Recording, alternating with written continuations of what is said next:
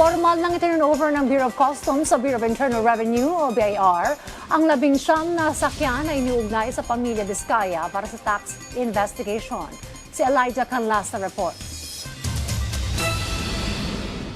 Sa pangunguna ng Bureau of Customs o BOC, formal nang isinali ng kustodiya ng 19 na sasakyan sa Bureau of Internal Revenue o BIR nitong April 29. Ang mga nasabing sasakyan ay binubuo ng 15 unit na nakarehistro sa mag-asawang Pacifico at Sara Diskaya. 4 pang sasakyan ang isinasa ilalim sa constructive seizure kaugnay ng tax assessment sa St. Gerard Construction General Contractor and Development Corporation na pag-aari ng pamilya Diskaya.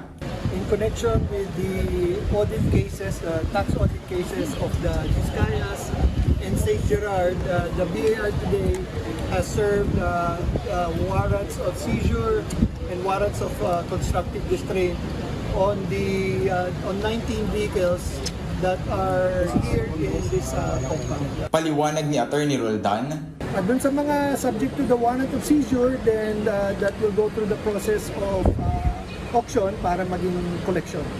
Doon sa district naman, basically hindi pwedeng galawin yung mga sasakyan dahil nga may ongoing tax audit case na in the event na pag naging final po yun po yung pwedeng gamitin para ma-fulfill yung kanilang obligation sa gobyerno. matatandaang noong 2025 ay nagsampa na ng criminal tax cases ang BIR laban sa mga Diskaya dahil sa bilyong-bilyong pisong tax liabilities.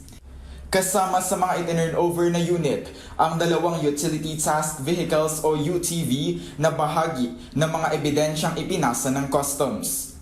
Ayon sa kagawaran ay isinasagawa ang inventaryo at dokumentasyon sa harap ng mga otorisadong representante para sa transparency.